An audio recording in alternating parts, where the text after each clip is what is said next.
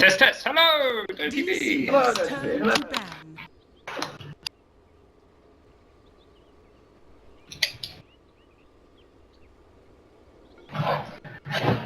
Do you hit again?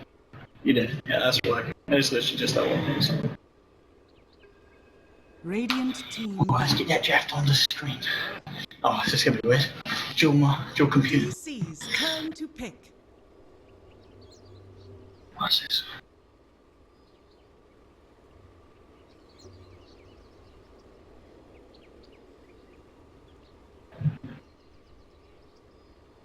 I guess we don't have a draft screen. Sand King. Hello, ladies and gentlemen, and welcome back to some more action here. Boston. No, the accent is not there. Boston Major. I'm Odie Pixel. I'm here with Gods, and we're ready to take you through what's actually, effectively the second part of what's already been a very long day here in Group A. The last series that we just saw, Warriors Gaming versus Wings, of course, a very, very epic series. A series that, of course, WG now meeting DC in this top bit of the GSL format. They managed to beat Wings, and I don't think a lot of people predicted that.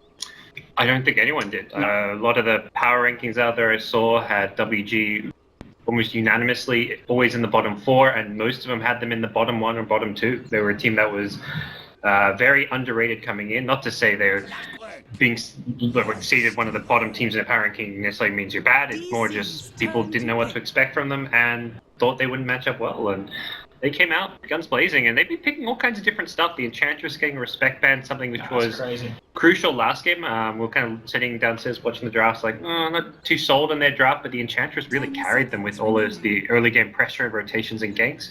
And here we are, the next series, like totally new draft, Clockwork Lifesteal the first 2.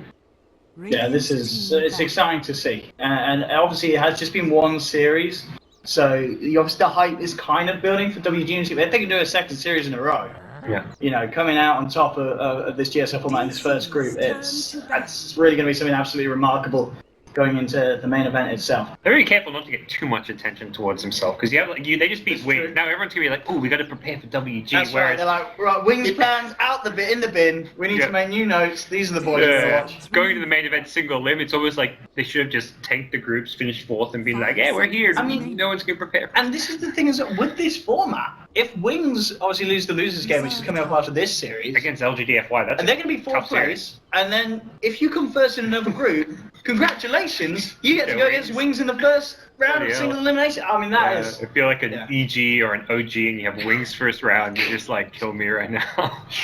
How is this happening? Yeah, I mean, that's the exciting part. That is. I mean, I know people are kind of on the fence, but I think, it is exciting because you have... It's super hype.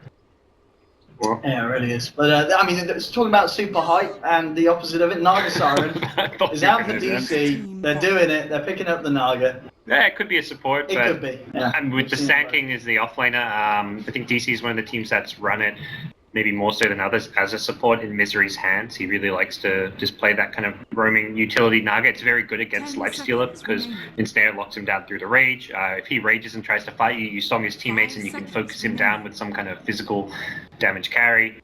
It's a nice hero to have against the Lifestealer, regardless of support or core. And as you said, obviously earlier with bans, Enchantress very much a targeted ban, and Timbersaw a little bit so as well, but obviously the Ogre taking straight out. It's a little interesting though with bans like the Ogre bans, because obviously here are that teams, a lot of the time if they can get it first they will pick it, but we don't really see every team banning it, do we? It's kind of one of those heroes that's considered very strong and relevant, but not necessarily always the hero you're scared of. Is it really going to win you a game is kind of the mentality there. Like a hero like Enchantress, when you see what happened last game, it's like, yeah, that Enchantress won the game. You see a Warlock and sometimes it winning team fights with Fate of One, it's like, yeah, that hero win you a game. Same for like a Drow Ranger type pick, but Ogre, you're just kind of like, he sits there, he bloodlusts people. It's one of the most brainless supports in the game to play nowadays, but it does get its bans here and there. I mean, speaking of Drow, completely ignored. One of the perhaps surprises of this draft. WG, they're a team who don't play many Drow strats, but they also like to verse them. They've shown great ability to play against them in their previous series, and even come before this tournament playing in the SEA region, they were never a team afraid to verse a Drow Ranger. So we're seeing them leave the hero in the pool, and that may be a continued trend where more teams just start not banning the Drow. And well, Ooh. WG. I mean, this is a team that's Okay. looking to win over the hearts of the fans of Dota 2. Yeah. Shadow Fiend picked up third pick as well. I mean, I think they're kind of the only other teams that I'd expect to have the balls to do something like that is someone like VP. With the clock, and it's the clock as well. combo, I mean, yeah. hang on, it's the Virtus Pro draft. It's very It could VP. pretty much, little clock, Seconds. Ramsey's Lifestealer, no one Shadow Fiend, WG Unity. Yep. So you look at if there's teams to look at and try and take things away for you to add to your playstyle. VP's one of those teams you wanna look I at. know what that is. Yep. That is, I mean, obviously very good at kind of stopping the damage output from the Lifestealer, but his clock doesn't have a huge amount of burst, so the big regen's going to outdo the damage he does. But it's not like a Shadow Fiend. You got to be careful. You can't embrace someone. Shadow Fiend's just going to waltz up, pop his ult on top of you, and bam, who cares about the cold embrace? It's Now they get the Lion to deal with the Naga illusions. It's once you see that Wyvern, I guess it still could be a full position Naga, but Wyvern has like a. I mean, Wyvern probably is going to be the 5, but Wyvern Naga support duo seems a little lackluster. That long cooldown active burn just. Wyvern's one of those supports that just doesn't do very much in the first 2 to 3 minutes. It's not until you get levels and you get your arcane boots and you can spam Splinter Blast that the hero gets a lot stronger. But early on, all his spells cost a ton of mana. They've got long cooldowns, so all the active burn at least does. And you need multiple points in some of the Splinter Blast for it to become really that potent. So we'll see. I'm liking WG Uni draft a lot right now with DC. We obviously haven't seen their core heroes though, so it's very much easy to look on and be like, oh man, WG, they've got this sick SF clockwork, they've got SF with Lifestealer, physical damage coming out of the wazoo, but then you're like, well, DC haven't picked anything yet. They haven't picked Weeha's mid-hero. They maybe, well, depending whether, you don't know where the Naga's going yet, they haven't really shown their hand, so what DC are doing is still kind of yet to come. and of course, obviously looking at WG Unity, that they have got that SF clock cogs abuse or function or feature of the game. What do you pick to go in the mid lane against an SF that you know is going to be buffed up and is going to have that superior right? What kind of options does DC have? Yeah, it does kind of put the Naga into the safe lane, which is often sometimes you'll see the Naga mid if you feel like you can get an alright matchup. SF not really one of them, but Naga with Undying could work. They may look to put Wii on the Naga and get Resolution, that more fighting style carry hero. Something along the lines of like the Juggernaut, but if you want to look at mid options, you go back towards like the OD as a potential option. He's just a hero that can match up alright against the SF. He can build into the 4-staff. The Hurricane Pike can at least help get out of the Clockwork cogs. He can kite around the Lifestealer a bit, so those are kind of maybe the best ranged options. The Mirana is so-so. The magic damage against the Lifestealer range, not all that reliable, but you can still feast on the supports and the other heroes coming out. You need something with damage. I look at this draft and I think Undying doesn't really burst anyone down, neither does Wyvern. Staking has some burst potential, Naga has none. You need something that can just kill a hero, delete them fast, and be kind of that explosive hero, be it from the carry, safe lane role, or from the mid role. I mean, we see people pick the Undying and obviously look to utilize the whole Naga, Song of the Siren into the Tombstone, but at the same time, it's that kind of effect. It can be nullified pretty quickly if you're a Lifestealer SF and post Song, you just hit the Tombstone. That kind of combo is gone. So it's interesting to see teams kind of draft around that sort of idea. Invoker, yeah, there's some of the burst damage potential. That's, I don't know why I didn't think of Invoker. It's Weehat's Invoker. It's kind of fits the draft and would have been perfect kind of hero to round it off with. But yeah, the OD otherwise, OD Mirana probably the other two that kind of stand out as those burst damage type mid heroes that could work well for them. And we'll see what WG want to get. I guess they're looking. Clockwork could be a 4. That's the other thing. They could still be looking for the offlane hero. Yep. Something. Yeah, there's a Darkseer ban. In fact, they're expecting the 4 position Clockwork. So looking at Slardar is something like there's more minus armor. It gives you a good initiation, a good vehicle for the Lifestealer, for those infest ganks. But I guess the question is how much you want to commit to you're all in on physical damage at some point. SF has obviously Requiem raises, but you may look to balance it out a bit more, considering you're versing the Winter Wyvern. And even against Naga Siren, you generally want to be able to nuke down the illusions a bit, not just have physical damage, since that can often not entirely work once Naga gets tankier, has the Radiant's mischance, and all that goes with that. It's going to be right here. All on what they pick here as that damage. Just a note for the stream as well, I did just make amends with some of the volumes, so hopefully this is a bit better. We did notice still a lot of you were complaining about bad levels. We've got quite a separate every bit of gear, so hopefully it sounds a little bit better, but do let us know. And we'll make amends if it starts to peak and such. But hopefully it sounds a little bit better for your glorious ears there, for you watching and listening at home on Twitch chat. 10 seconds remaining. But final pick, DC, they're leaving all the reserve time here. I imagine they're somewhat stumped. And Wind Ranger. So the Wii Ranger comes out. Not the best burst damage, but decently difficult to kill, which is good against the Life Stealer. I mean, mostly against the Life Stealer. May likely need to go into a Force Staff against the Clockwork is one of the problems. It's an item that you don't typically want to go in a core Wind Ranger. You want to go straight into your Blink, your Maelstrom, your Acceptor, but if you hook, you need an escape. So How does it do against the SF in the lane?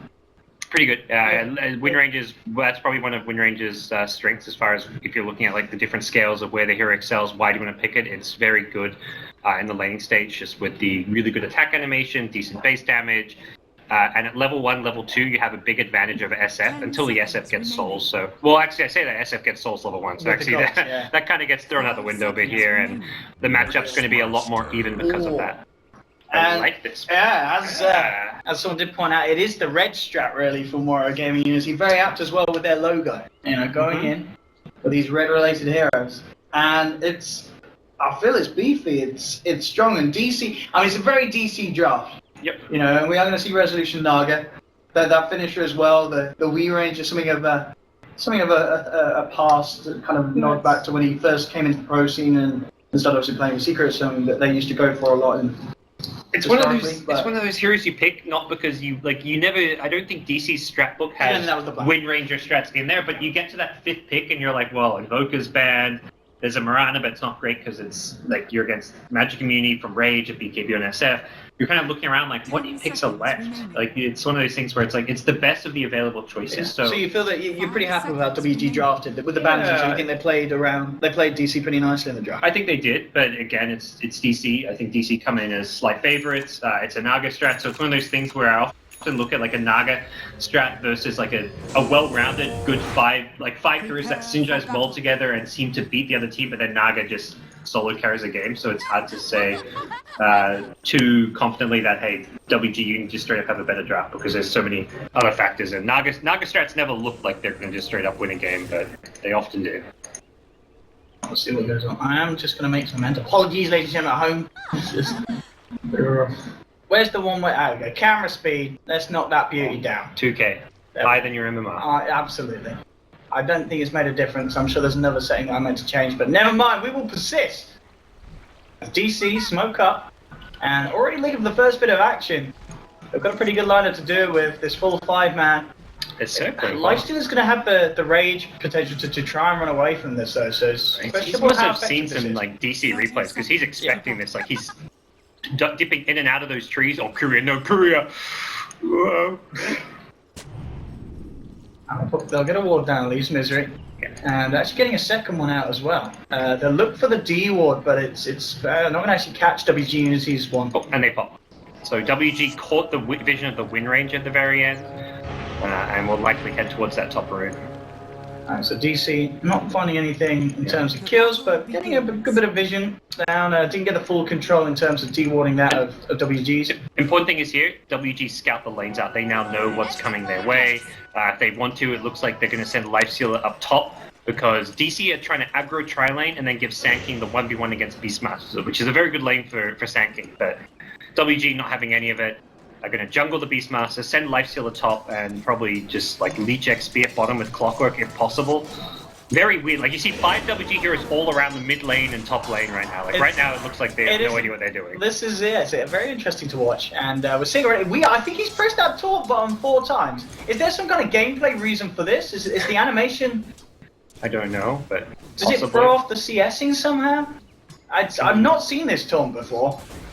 We'll see if he continues to do it in this lane. As I said, he's already popped that button 4 times. As you said, there's a lot of looking at the kind of attention around the mid lane from both sides. As Misery's there to back up, and so is Arfu on this support clock.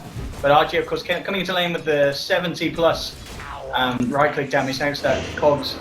Yeah, he is already doing pretty well here. As we yet to hit a CS, he is certainly struggling. throws out just some casual harass onto the Shadow Fiend, but yeah, there's plenty of HP regen available at SF. And when you're decayed, you get extra value from Tengos because you're at a lower HP pool. On top lane. And you get it back in your business. This lane from DC, and Moon and Sax are able to go in, and with the blast and the strike, they find it. Mid lane, Arjit sitting at 360 HP at the moment thanks to the decay spam from Misery. There's the, be careful of himself. Throw back a shackle shot trying to hold Alpha away from diving in on Misery, but yeah, Arjit, when he's had the strength this low, he takes a hefty punch from Weeha. Yes, it makes a big dent in his HP pool. And trying to get up to that bottle without having to buy more Tengos is the big thing there. He's still got the salve to use, but you just really don't want to have to buy more HP regen as a mid laner pre-bottle. I think all in all, WG Uni, like, there was a bit of a slip up at top lane, I guess, when they gave up that first blood, not expecting the presence of the Winter Wyvern, but they are jungling the Beastmaster, who can jungle very quickly. He can get a fast 6 and then pop out to help the lanes. SF's getting at least the CS he needs. Like, he's 10 CS to the 6 CS of Wind Ranger, so he's doing just fine. It's always going to come down to the Naga Siren problem, and Rezo is free farming down bottom. Yeah, we have Nana coming down here now as well. Arthur was looking for some sort of wraparound, see if he could get a catch out, but it's a pretty hard lane for the WG Unity at least to get any sort of kills this, especially with Misery hanging around. He's going to be more than ready to back up Rezo. He's still yet to put that second skill point in, but a Soul Rip will be there if required. Mid lane, Weeha resorting to the Sows, and still 12 against the 8, obviously denied, massively exaggerated because of the cogs that the SS taking, but as we can see, you can imagine that is actually a fair few real, genuine denies in there as well, leading him ahead of Weeha. Yeah, I think he went to lane with like 12 or 13, so he's definitely got him like 7 or 8 denies, and is having a good time in this straight 1v1 matchup now. Wind Ranger really struggles to, and SF's at 90 plus damage. Wind Ranger's sitting on 66, so there's no competition here when it comes to last hitting. We with the bottle is likely going to have to use some power shots to start getting more last hits. One area that we've not really talked about is Moon on the SK. Obviously, we saw him involved in that first bit of action up top, but since then, he has been absolutely bullying this lane. He's top of the CS, and X-Nova, rightfully, is very, very scared of how close he gets to this SK. It's an empty lane, effectively. Like free lane. The Beastmaster's jungling, the Lifestealer's in the safe lane, so he knows free lane. Speaking of Lifestealer, he gets very close to going down. I just walked into a Riptide and took a few punches there, Nana. I'm sure it was calculated. He knew it was fine. He had the stick charges at the ready, but very, very close encounter there for him on the bottom. And he's using open wounds. He got 2 points in the open wounds. He's just using it on creeps to try and heal back up in the lane. Doesn't want to have to go back to base to heal up or anything. Arjit doing very well as it continues. 24, more than doubling Weeha CS now, and that DD in his bottle is not going to make life any easier for the Wind Ranger in the mid lane. As SF is having an absolutely fantastic start. Top lane though, apologies for missing it, but Moon and Sax are going in and getting the line for the second time this game. That's X-Nova down. Arby's actually going to TP in on this one. Saxa and Moon might look to play with him. They have another Burrow Strike. See what they do. Moon's going to go in, and they're going to just look to right-click him down. They've still got a range creep tanking up the tower, and Arfu will get away. It's not going to be quite enough. Moon got very low. Arfu waited to use the battery assault. I was surprised he caught Saxa alone in it, and he didn't want to use the battery assault. Nice dodge of the Splinter Blast, and Moon wants in. Oh, close. Oh god, Moon's going to have such a fast blink dagger at this rate. Ridiculous. Look at the money. 5 minutes in and 1,600 gold. Yep, they're pushing the tower too. The Cold Embrace on the creep just to... I mean, what the hell's the clock doing? I mean, does he want to give Moon like the quickest blink we've seen in? There is fog in that area, and I think that was partly why, where he like wasn't expecting Moon to still be there, because it's nighttime, you don't have great vision there. But yeah, it's still a big mistake that, like you say, give Moon everything he could hope for in this lane. I mean, this blink dagger time is really, it's going to be 6-minute blink. It really is at this rate. It is now a 5.5 minute level 6 on Beastmaster. Good timing. He's smoked up, looking for that first raw kill. But the thing is, he smoked up just in the last and Arjit's been gone on a mid, but he didn't go down. He's now bottling up and he wants to turn around. Can they actually get anything with this smoke? Because the DC know about this. That last few seconds of that ward gave them the intel. Oh, okay. So they know that WG smoked up and they're ready. They're prepared. They're backing up. Saxa's there. They do have the number advantage at the moment, but as you can see, the scan from DC, they know exactly where Arfu and Kangaroo are. So, this is, if anything, they can use this to bait. I mean, this could get very bloody. And he went back to home. So the big thing is there he's now got full HP and mana. Like, it's a very selfless play. Often you're like, okay, I got my blink, but I want to stay in my lane and keep farming. Or I want to just buy my blink from the side shop and not TP home. But he TP'd back to base to make sure he's able to fight now. We're going to see DC try and show WG how to smoke. There was some, I think there were some in the trees. There was some at the front of it. I don't think it caught it. Yeah, there was the hawk there, but it was just out of range of the smoke, I want to say. So let's see what Moon gets to jump. Hey, no points in epicenter yet. It looks like he doesn't need it. Straight in with the Burrow Strike, Misery as well. Bring him down low. A good shackle shot. Instant power shot brings Archie low, but not quite low enough. Arthur comes in with the cogs. They do end up finishing the SF with the blast from Saxon. Now they'll turn towards Arthur. A second Burrow Strike from Moon, catching out the clock. As DC get away with the 2 kills in the mid lane, and Moon continuing his rise to more and more money. Hey, Mr. Ball, he got suspended like that, didn't he? Let's go some on the curry. Oh, okay, he didn't. I don't know where the money went. That's odd. On Moon Sand King? Yeah. You just got involved. They bought the... Oh yeah, I don't know. I didn't get much. Bought a TP. And it was like a... I don't think he got any money for it. Oh, I guess was he just... He was out of range, yeah. It was the split the blast, miles away, yeah. Yeah, so I think only the Wyvern got any gold for it. So yeah, he was just... It was like out of range. He basically got nothing because of... for the kill itself, but obviously his team get a lot. They're up now 5-0. They've had the Naga Siren free arming. Rezo is still in the offlane even. Now, Misery has walked into a bit of a kerfuffle there. Misery he's keeping himself alive. He's trying his best here with the Soul Rip and the Decay, but it's not enough. There's 4 WG Unity surrounding him and bringing him down. So they get themselves the first kill on the board here, WG. But still, I mean, not just Moon that's having a good game, but we're looking at Rezo, and he is top of the CS. At the start, we saw him have a pretty easy lane, and then obviously Nana came down on the Lifestealer trying to cause some issues, but those issues were pretty minor. Yep. As 8 minutes in, Resolution is going to be very happy with how this game's open. Yeah, it's really nice. The big thing is they kill the SF there, because Sand King, it's kind of like an opportunity cost where he stops himself farm. He could have kept farming in top lane. He could have likely taken that T1 tower. He was king of the top lane. He was creep skipping past the tower. He got down to 300 HP, but instead of pushing the T1 tower, he rotates mid, so you have to get the SF kill there. Any other hero wouldn't have really been worth it, but breaking the SF, taking down his soul count, and slowing down his farm is the big thing there, but it's still WG.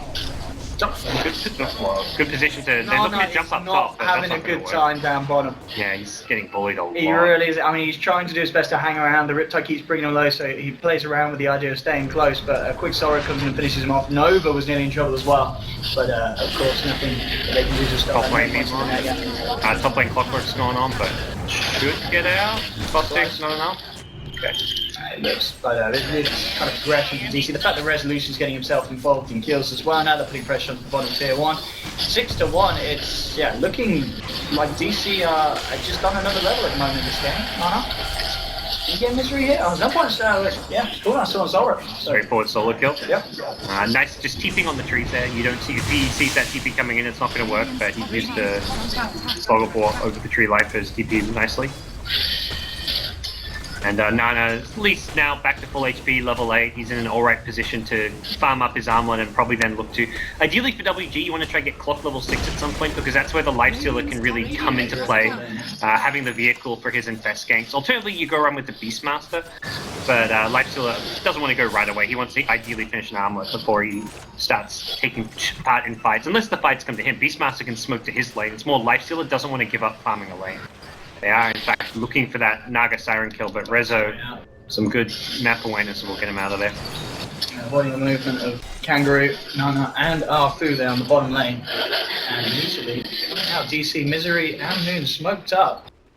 With the epicenter of the ready, they could look to try and put a stop to this push coming in from WG Unity and see if they find the opening to get a jump on these guys. They got more backup as well. Rezo and Sax are coming in, and this could be a little messy, as DC, they've already got the lockdown, and straight away onto the Clockwork. Of the cogs trying to have the TP out, but the damage, it should be more than enough, and the Caustic! It lives! Even buried by it, but... The infused raindrop and the one there saving him. That was a sick play, using the cogs to block off everyone. He knows that Winter Wyvern had the curse, but the cast range was likely too far for him. If he walked forward, he hits the cogs, he may not get it off, and is it really worth it just to kill a Clockwork there? So, great cogs TP and nice escape. Afu gets himself out of there. Seems like WG are going to prioritize getting Lion's level 6. He's taken over this top lane for now, so he'll get his level 6 and then probably smoke up with the Beastmaster, give a lane to the Clockwork, because once Lion's 6, then it's like, okay, Lion's got 6, stop farming a lane, give a lane to Clockwork, and come and gank with us. So WG Uni have their work cut out for them. DC are winning the early game hard with the Naga Siren. They've taken multiple towers now, they've got this Blink Dagger. It's DC making all the right moves, getting good farm on Naga Siren, 2k gold already. WG have to respond to this. They can't try and farm their way back in, they have to get kills. They really do. Those levels incredibly crucial. They do look like they want to try and do something up top, but already, you know, the vision that DC have, they're aware of this, and they may even want to try and do something reaction. Sax is coming, Moon's there as well, and Misery's also making his way up towards this top tier 1. And so they are going to look to try and put a stop to whatever WG Unity want to pull out on this top lane.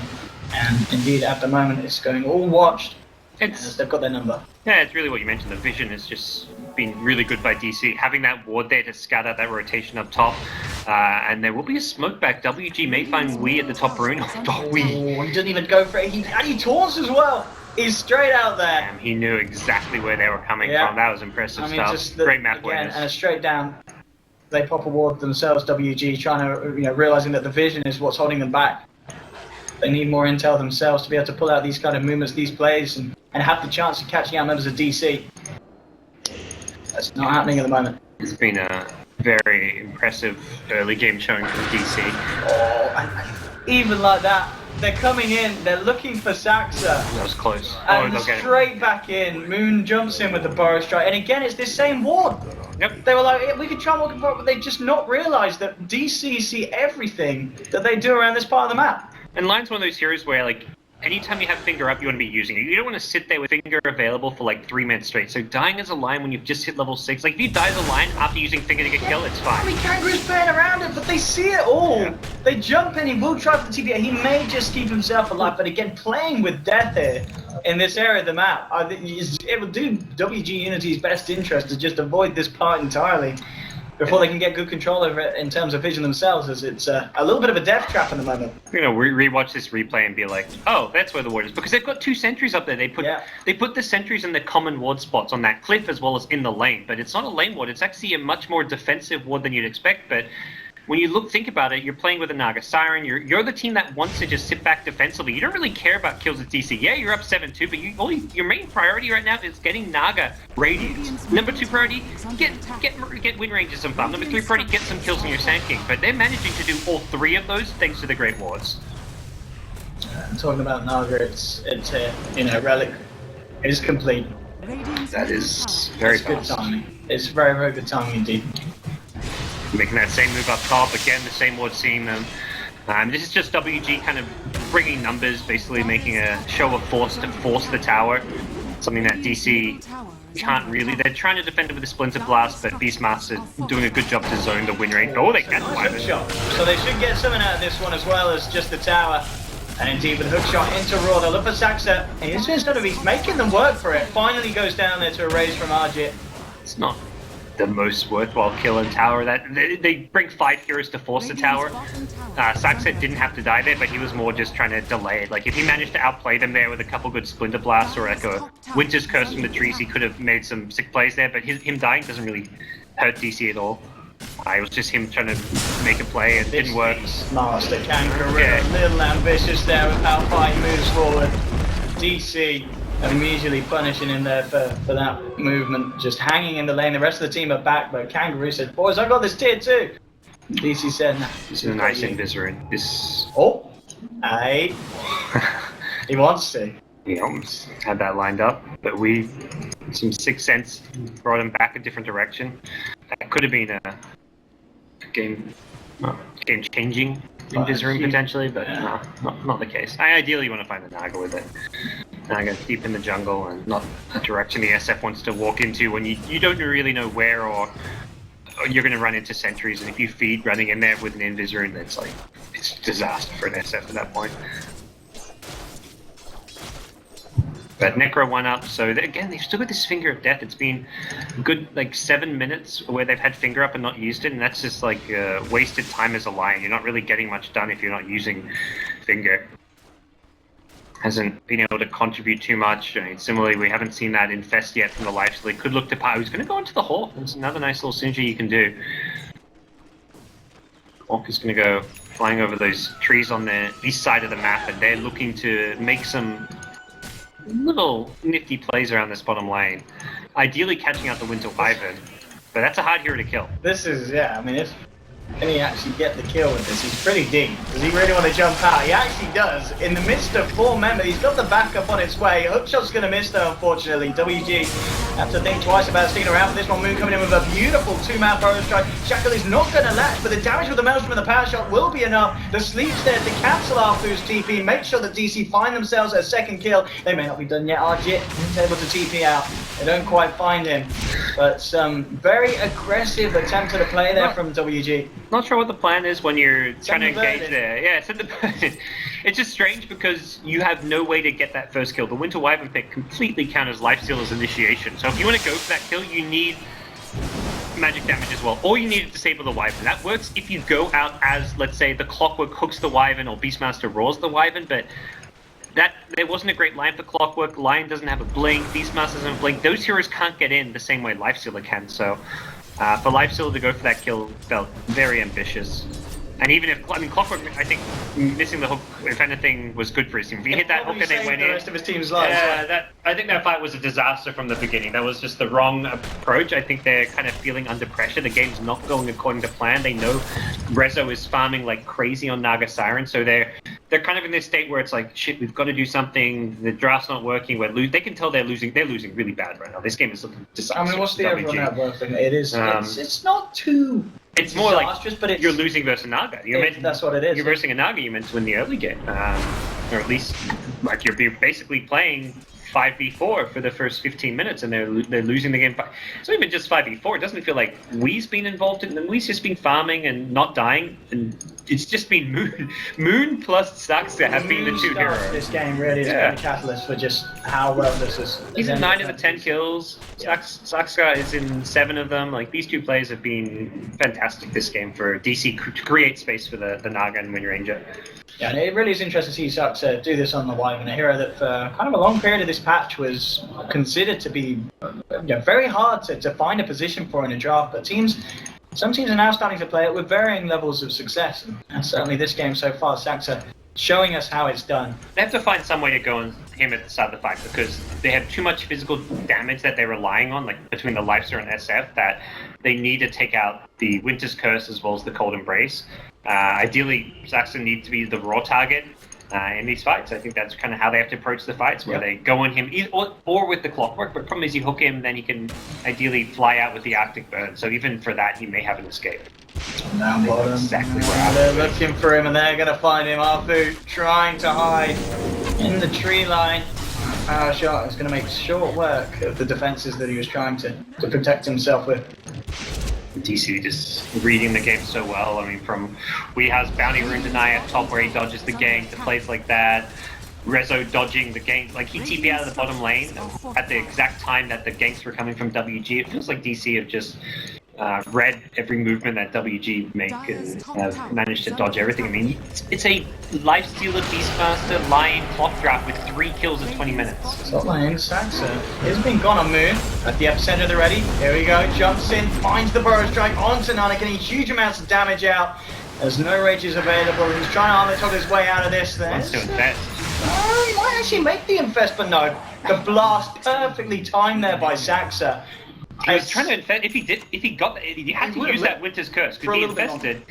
Yeah, maybe it's hard to say how long he lives because he goes in the enemy creep, and if it never gets down to deny range, so Saxa prevents him from doing it. I mean, it really was perfect time. And that damage instance must have hit just as the kind of the protection came out. It's really nice with the stun bars now. It's so easy to time it perfectly. It's like an indirect buff to Winter Wyvern with adding those stun bars, but. And at this point, this is the scary thing with a Wind Ranger. 20 minutes in, if you've got Blink, if you've got Maelstrom, the solo pick-off potential is absolutely disgusting. It's insane damage. This game's going to get ugly soon. But, and we've seen Saxon. To me, he's been the MVP of the early game. The first, I guess Moon you could say as well, but he was one who got Moon the first blood and done. He's just been there defending the pushes, making all these really nice plays with the Cold Embrace, the Winter's Curse, the Split Blood. Everything about his play has been on point this game. And it's been a sight to watch. But now we're going to enter that stage where Rezo and we will take over with their core heroes. Absolutely, yeah. Saxa kind of set the scene, and Rezo and we are coming in to be the stars of this part of the show. But the opening was all on Saxa and certainly on Moon's play as well, with the timing that he got and the plays that he's able to make around the map. And indeed, in this game so far, it's just looking like a very, very clean team performance from DC. Really nice synergy, knowing exactly how to play this chart. And as we kind of questioned the Wind Ranger pick at the start, it's certainly seeming to work out now. Yeah, the big thing with the pick and why it's worked is because it doesn't die. It's elusive. They haven't been able to successfully kill him at all in that middle lane. The hero itself hasn't had like a amazing explosive impact on this game. It's 4-0-3, which is obviously very good, but it's not been really defending the lanes. He's come to the fights when he's needed to. He's just stayed alive, and there's been countless ganks headed his way. Like there's probably been at least 2, I want to say even 3 smoke ganks towards that mid lane, and every single one has failed. Because they didn't even bother trying to gank Naga, because Naga's got the sleep escape and Naga's just always protected. Often it's unprotected, but he's managed to stay alive on his own. We've seen a good Ancient stack here as well for the team. Put the Tombstone down to help tank up the damage for the Ancients so they can clear it a bit safer. Yep. They're happy to just farm if they want to. I mean, for DC, they're almost reaching that point where they're strong enough where they can just team fight regardless, but it's also very viable for them to just go late game, win with a 4, 5, 6 slotted Naga. They're in no big rush as it stands right now. I mean, with these Ancients as well, they're giving them to Weed because they want him to get this good timing on the Aghanim follow-up. Yep. By the looks of it, and already point booster 700 got, he's pretty much halfway there. I mean, for WG, it's really go time now. Okay, they didn't go for I saw Nana with a Mithril Hammer and thought he was going Deso that, but he goes for a Maelstrom, so he's almost gearing up for the late game to be able to combat the Naga Siren split push a bit better, push up the lanes. This is kind of like a very defeated type item pickup where it's like, well, the game's not going our way, our draft's not working, what's a possible plan B? And he's thinking more long term, but realistically, this lifesteal is going to struggle to scale for reasons mentioned earlier, where the ensnare will lock him down in the rage. They've got lots of disables like Shackle and Burrow Strike, which can catch you out instantly before you get a rage off. So I think WG need to continue to make moves. They're smoking up, but it's not going to be in time to stop Roche. Yeah, on the wrong side of the map, WG at the moment, as Roche is down, Aegis into the hands of Weeha, and we'll sit there on to try and follow through with this. Arfu is looking for some action. But the Rocket player, is he going to commit for this? He tries to, but he's not going to find the hook shot.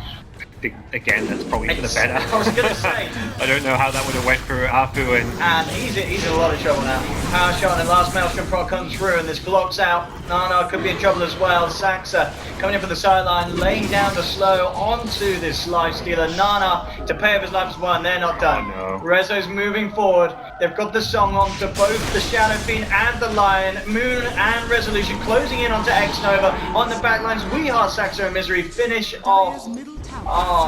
The Shadow Fiend, Jit. He's out, and this, as you said, it was going to get messy very, very quickly, and it certainly is. 17-4, 24 minutes in, and DC, it feels like they're running away with this game. Yeah.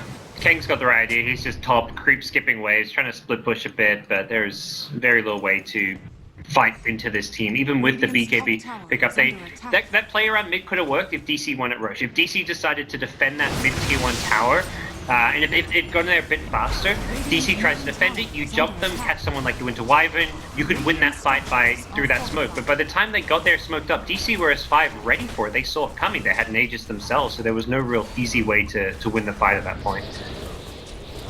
Alright, so it's been very, very impressive play from DC, obviously, with that first series of the day, going up against GFY, having a win now here, looking to be pretty strong. Saxa, oh my god, he nearly survives. The Glimmer Cake resistant, not enough to save him at the end of the day, but Moon wants to go back in with the epicenter, jumps in, hits the stun onto one, Shackle's not going to latch, and Nana will survive with the finger that should be able to take down the clock. They'll take the tombstone as well, they may be able to even find more. We get the blink out, Arfu looking to chase down, We Are just turns around and kills the clockwork. So does We Are want to go for some sort of a play here? He may think about doing so. Shackle isn't going to latch, and that could put the end to what could have potentially been a nice little flashy play from him. He's linking forward. See if they can find Nana. But DC do end up losing a couple there in that fight. Aegis down as well. Yep. So WG, they've the best team fight they've had so far this game. Yeah, it was mostly misplaced from DC in some ways. They were going for the T2 tower, and then suddenly backdoor protection kicked in. It wasn't there at the start. They were actually slowly killing it, and then when the backdoor protection kicked in, we was already like 100 HP, and Winter Wyvern was also starting to get low by tanking the tower. So it was like, oh crap, we're not killing the tower. What's happening? We can't out DPS this, and then panic ensued. But I mean, by panic for DC, it's like you lose a couple heroes, and it's not really the end of the world losing a Wyvern and a Sand King at this point. You've still got your cores alive and farming well. Oh, I mean, farming well feels like an understatement now at this point for Rezo. You know, it's just 26 minutes in, Radiance and the Octarine before the Manta style. Just because of the pace that he's farming, and Manta style itself is going to be right around the corner, and about 1,000 or so gold. A few more waves, and he's going to have that as well. Pre-30 minutes, it really is a question of how WG Unity can think of ways to deal with this Naga at this stage of the game with the draft and lineup they've got. Obviously, they have some ways to deal with the illusions, but it's just going to be so hard in these fights when the rest of DC turns up around Rezo. Yep, exactly that. They can fight around Rezo, fight around the sleep, fight around the Radiance and the tankiness of Naga now with the Octarine plus Manta coming up. They don't need to rely on Naga avoiding fights and split pushing because of just how far ahead Rezo is in terms of overall farm. And you kind of see it here, they're grouping up, they're looking to make plays in both top and mid lane, take out that last outer tower. You can kind of starve out your enemy at that point. Once you've taken all 6 outer towers, you just get wards up around their base, pick up a gem, and you don't let WG Unity leave their base. Naga Siren Illusion's very good at that, even with the line in the picture. Line can only be in one lane at a time, doesn't have blink, doesn't have tranquil boost. This line has zero mobility whatsoever. Has managed to max out mana drain is the good news, but still is going to struggle to stop all these illusions from farming.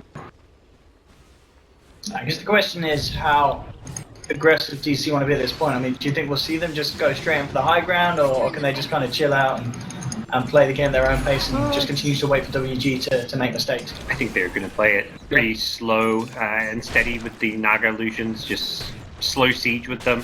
Have all 3 lanes pushed out and then send like 2 or 3 illusions onto the tier 3 tower. It's that slow chip Dota that is can be very exciting to watch, of course. Classic. But yeah, realistically they don't have heroes to hit buildings with. Wind Ranger's not amazing, and the focus fire can be alright, but you don't see it's not like a Deso or anything kind of gimmicky like that. It's just more like a standard Wind Ranger build. So until you get like a big DPS items when range is not hitting buildings. Surely that's good. No, they get the roar out. The storm comes through, but he's already raised the lifestealer, so he's able to kill off Moon. But here comes Saxel with the ultimate, cancelling the TV, holding on our play. They get the lifestealer and the Beastmasters. DC turn around that play from WG Unity and slam it straight back in their faces. Yep. I mean, it's DC who are going to be the reactionary team. Like that's not DC being aggressive, that's DC reacting with force when WG go aggressive. It's kind of plays that WG need to make. They're getting starved out. They can't just sit in their base and take what little scraps of food that DC throw at them. They have to make moves out on the map. So ideally for them, they get that kill and then they immediately escape, but DC are too quick to react. And also DC still have tier 1 towers up there. It's tier 1 bottom, tier 1 mid. They can easily get back into position, and unfortunately that sets up WG Unity to possibly lose a tier 3 tower here in the bottom lane. This push indeed. We'll see what WG Unity's answer is going to be. Still 2 heroes down for a little bit. Not too long, but certainly long enough for DC to do serious amounts of damage here on this push. Hunter just clearing the wave. Already tier 3 down. More money into the pockets of DC. Trying to keep the mid lane pushed in as well. Top lane is moving quite far over the side of the map of DC, but Rezo's got that covered. TP's over. And we'll make sure that all 3 waves and lanes are pressured onto WG's half of the map. Yep. All good in the DC world. Probably thinking about that next Roshan as maybe a timing where they could possibly go high ground. Again, it's not like they're in any rush. Even if they get that Aegis and don't. Just on edge. That must have been the last minute, so that was close. He gets him. Oh, hello. Looks out there. Alright. Yeah. He actually survives. for the time being. I mean, he does need to be careful There was because an epicenter somewhere. Yeah. yeah, Moon Epic on the Lion. They'll come in, they'll surround Kangaroo. Moon is out of mana, and Munana coming in, they can't wait the killer because of the Cold Embrace, keeping Moon alive. Arjit does have a Shadow Blade and a Requiem at the ready. Rika looking for the stun. Arjit in the middle of it, going for the big breakthrough play. He'll get a huge amount of damage out. Weehar taken out by one more raise if he can find it, but He's also no mana. reused. Weehar survives, and indeed Arjit, he didn't have the energy in the tank to pop him up, and in come DC back onto the SF. Moon jumps back through. They'll take the Shadow Fiend out. Nana trying to eat down on the Tombstone, but DC, they're hungry. They're ready to chomp down on the Lushkin himself. He gets himself inside one of the creeps. They just need to take that out. They could finish him off. Saxon jumping in. So you can find this kill. Nana and Alpha on the retreat back to the base. The Splinter Blast catches out the Clockwork. Nova's there on the line there to hold them back, and Nana wants to just turn around. surviving. Yeah, they want to look for Saxon. They'll find it. Finger and all. Nana coming in for the last touch. We have in the high ground, so you can finish off Nana, but Nana survives. Keeps himself alive there. Power shot's going to miss. And through it all, Nana stays alive. Radiant's Yeah. top tower is They under kind of attack. salvaged it in some ways. Like I guess it's still not a great fight for them losing the SF. That was like the SF's moment to shine. He was, so close. He was setting up for something big. And it was a decent ult. It was just, as Yeah, you said, it was- one more raise and he would have had that Weehawk kill. It was short mana, and he was Yeah. like maybe 150, 200 range away from being right on top of the Wind Ranger. Like the ultimate didn't do like quite the full potential of the damage. He actually cancelled the first one, thinking, oh, maybe Wind Ranger's gonna walk into me. Didn't happen, so he's like, oh, screw it, it's good enough. It should be enough damage, and it wasn't. If he just walked a little bit closer, it was. I mean, that was the time for W Unity. He was invised in. The detection wasn't there. He was catching him by surprise. And he just didn't quite have what it took to do enough damage, or didn't have the items. Like if you have like a MKB at that point, or some kind of extra damage in the tank, you can maybe make it work. But DC just so much sustain, just in just good enough positions. And now they buy the gem. I think they recognize like, okay, that fight, that was almost a bad fight for us. And if they got like.